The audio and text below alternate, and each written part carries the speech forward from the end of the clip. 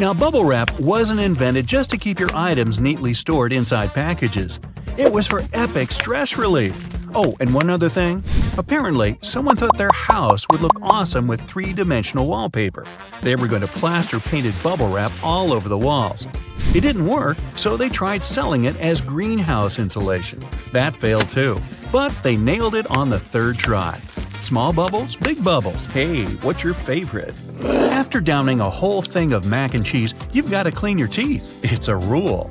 Off you go to grab your blue toothbrush from the bathroom. Up and down, circles, rinse. Hey, good job. Now, how about a bit of mouthwash to keep your breath fresh? That mouthwash you're searching for wasn't always mouthwash. It used to be an antiseptic.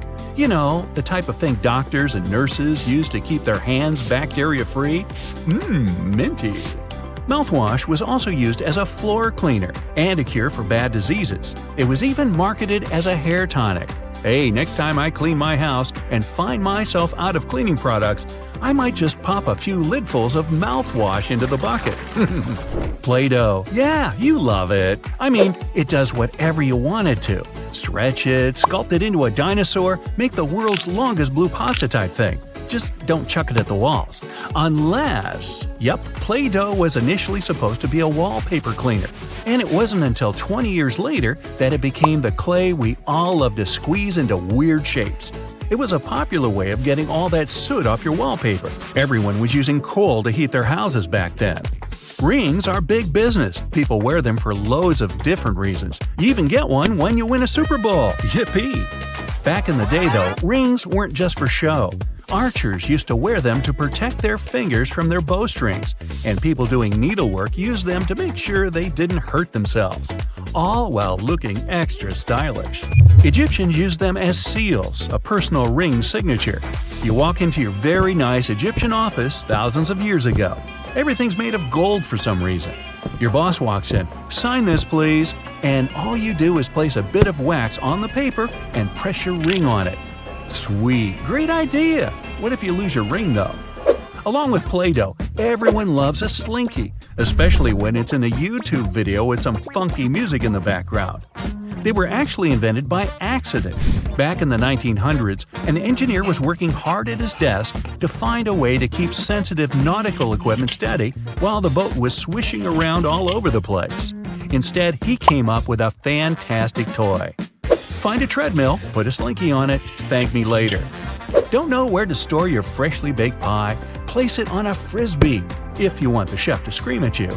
In 1871, when Frisbees first came to be, that's exactly what they were used for, to serve pies. Here you go, your strawberry pie on a Frisbee tin. College students came up with a much better use for them, though. Can you do the thing where you throw it upside down? When you go to bed, you expect your pillow to be as soft as cotton, or maybe you prefer it a bit stiffer. The first pillows, however, weren't fluffy-wuffy soft. They were as hard as stone, because, you know, they were literally made out of stone. They were designed to lift your head off the ground and stop little critters from crawling all over us. Ew. They eventually turned soft, thankfully. I don't think my neck could handle a stone pillow right now. I'm sore just thinking about it. Hey, if you're anything like me, hey, aren't you glad you're not? You probably can't walk for even a few seconds in heels without falling over.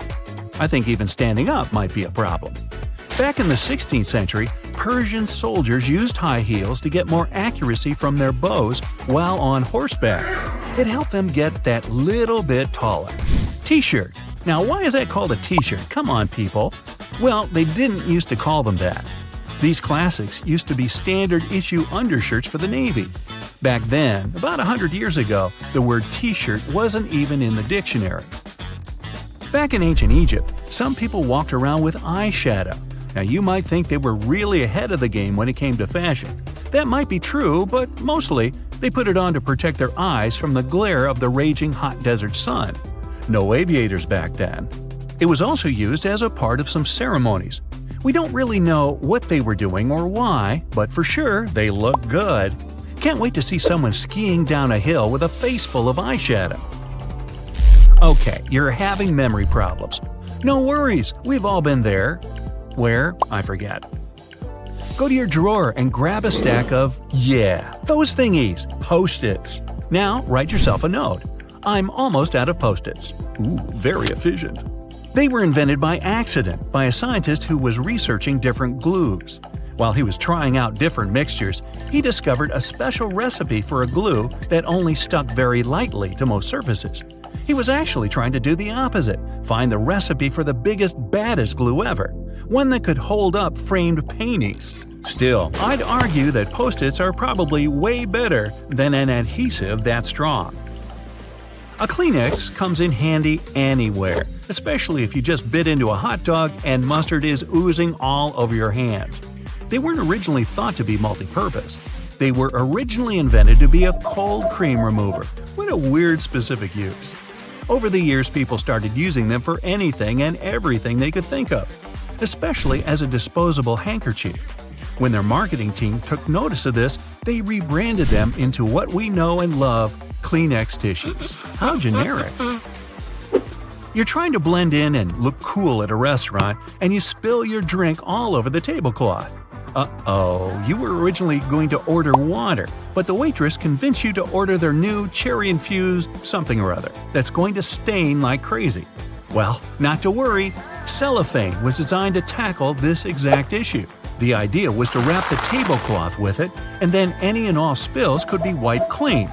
It didn't quite work out, but instead we found a great new purpose for it. Storing food, and it does the job perfectly. Plus, it's great for the odd prank now and then. You know what I mean. You know pom-poms on caps? If you've ever wondered what those are for, they're just decorative. Still, sailors used to use them a bit differently. They use them as sort of antennas, the way animals do to sense if an object is too close to them. Insects have them. Cats and other small mammals use their long whiskers to test if they can squeeze into a tight spot. And humans have pom-poms. Thanks to them, no more bumps on the head. The small square patches on a lot of backpacks nowadays are mostly decorative. Still, they used to be nice little gadgets for outdoorsy people. They used to tie extra equipment onto those squares, or use them to tie their muddy sneakers onto. They might have lost their usage over the years, but they kept their funny name. You can call them lash tabs or pig snouts. A good pair of sunglasses completes any outfit. They're not just for show. A lot of professionals rely on them. Professional drivers, pilots, construction workers, they all use them to make their jobs safer. About 1,000 years ago, judges used to wear them. Picture this, you're in a 12th century trial. Wonder how the judge is going to rule on this one. You try really hard to guess what the judge is thinking, but you can't. The judge has sunglasses on, the perfect way to hide your face while you interrogate someone. Many shirts have 2 buttons on the cuffs, but only 1 buttonhole. So what is the second button for? Turns out you can use it whenever you're wearing a watch, so the cuff is looser. Most clothing items you buy come with a small bag of fabric or a button, or both. Buttons obviously can be used as a replacement if you lose the original ones. Pieces of fabric can be used to patch up a hole, but most importantly, it's a tester. You can use it to test different washing products on it and see what happens to the fabric. Some umbrellas have a tip at the top, and it turns out it's not just a pretty design. When going inside on a rainy day, you should just close your umbrella and tap the tip against the floor to drain the water faster and more effectively. Many backpacks have this diamond with 2 parallel cutout slits on its front, and it's there for your comfort. You can attach something to it, like a water bottle or shoes. It comes especially handy if you travel somewhere or go hiking, so you don't have to hold your stuff. Okay, the next thing is gear loops. And probably from the name of it, you already have an idea what they're there for. You can strap in some useful gear you need to have with you, like trekking poles or shovels. Some gear will need to be secured to do it. Drop the handle through the loop and rotate it upward. Then, secure it with the elastic hook at the top, and you're golden. On the back of many makeup and hygiene products, you can find this symbol with a marking, like 6M, 12M, and 24M. This is the number of months this product can serve after you open it and before you should throw it out. The two sides of a cotton pad are different because each of them has a particular purpose. A cotton pad has several layers to ensure that it's soft, strong, and can absorb liquids. The edge is stitched to hold it all together. The smooth side of a pad is for applying products like tonics and lotions, and the embossed side is best for cleansing and makeup removal. Also, any pack of cotton pads has those strings on the sides. They're there so you can hang the package somewhere. Then, you can open the package at the bottom where the perforated line is and take them out. Did you know that there is an efficient way to pull a thread from yarn? When you pull from the outside, the yarn rolls away, so you need to hold it. However, if you pull it from the center, it will stay together. We're all familiar with staplers, but I bet you don't know all its secrets. Most staplers have a compartment to store spare staples, which can be located either on top or at the bottom. Also, surprise! This metal plate you press staples against can be turned around. This way, the device will be able to staple your documents by turning the metal ends outwards. No need to wonder whether you need to get a smaller or bigger container. Turns out, plastic food containers have volume measurements on their bottoms, indicating how much food they can fit. Ceiling fans come with a small switch on the inside of the blade. You might not have noticed it because it's not in plain sight, so check yours out. This switch allows you to change the direction of rotation. Now, why would you want to do that? The blades of a fan push the air in different directions, depending on the way they rotate. In the summer, you need the air to be pushed down to create the effect of a breeze. In the winter, the direction should be changed so that the air is pushed towards the ceiling. It then heats up before going down the walls. Have you noticed that the gas tank sign on cars' dashboards has a little arrow next to it? Well, this arrow has a purpose. It points at the side of the car where the gas tank is located. It's very useful for forgetful people who constantly wonder where their gas tank is, and also for those who drive rentals once in a while. The answer is right in front of your eyes. If you can't find the arrow on your panel, then the fuel hose on the icon indicates the side instead. All car tires have 12-digit numbers printed on them, and they're actually important codes for car owners if they want to get the right tire. The first letter identifies the type of tire. P stands for a tire for light passenger cars, and LT is for heavy vehicles. Then, the following numbers stand for the width of the tire, its radial, and its diameter. Measuring tapes have that metal stud on the end, which you can use to attach the tape to the surface you measure. This way, you don't need to hold it yourself. But there's also a small slot, which can be used to hang the tape on a nail, again to free your hands and keep measuring. The bottom of the end of the tape has a ridged edge. It will help you make a mark if you don't have a marking tool with you. On the tape, there are black diamonds that are placed every 19.2 inches. They're useful for construction workers when spacing engineering joists. They can also be useful for you if you want to hang something heavy, for example. The diamond will mark the exact center of a wooden joist. Those are placed 16 inches apart from one another. There, you can drill something to that center to make sure whatever you hang is safely attached to the joist instead of the unreliable thin wall. Pictures will survive, but it's particularly important if you're hanging something heavy. Did you know that batteries have an expiration date? Yes, it's printed right on their label, but I've never noticed it before. The expiration date doesn't mean you can't use it after that.